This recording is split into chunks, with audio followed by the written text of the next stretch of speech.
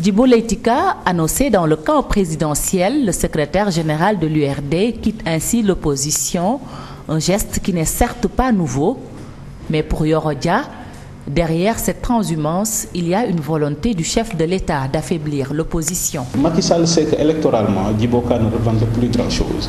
Mais aujourd'hui, Macky Sall fait venir Djibo Ka pour une raison très simple. Sa stratégie est très simple. Sa stratégie consiste à vouloir casser le front pour la démocratie et la République. Djibo Ka opposant est un symbole, c'est un mythe. Et aujourd'hui, quand on dit opposition, et puis c'est le front. Et le front, c'est principalement Oumar Sarr, Mamadou Diop Decroix et Djibo Ka. Et donc, ce qui fait de Djibo Ka leader naturel de cette opposition. Rosner persiste et signe.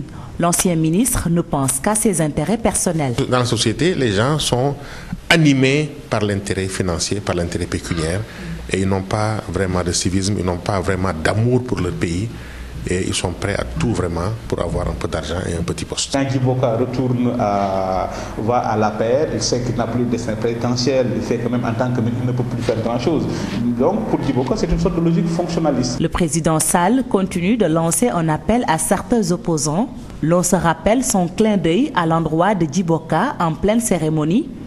Une stratégie politique légitime. Nous sommes à quelques années des élections, donc comme nous sommes dans une démocratie, le président a besoin du maximum de voix. Donc il va essayer d'avoir le maximum de grands électeurs, il va essayer d'avoir le maximum de leaders d'opinion. Souvenez-vous que l'exercice national avait recommandé que le président de la République démissionne de son parti. Macky Sall a dit non. Donc le message est clair. Je reste président, mais je fais de la politique pour être réélu. Le chef de file de l'URD n'est pas à son coup d'essai. Sa volte-face de l'entre-deux tours de l'élection présidentielle de 2000 avait installé un malaise au sein de sa formation politique.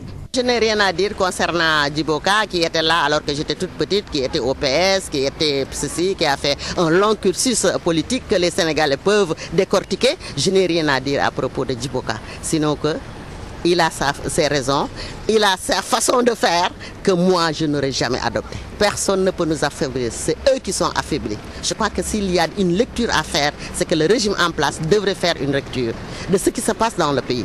Nous sommes en train de faire des tournées et partout, c'est le même refrain.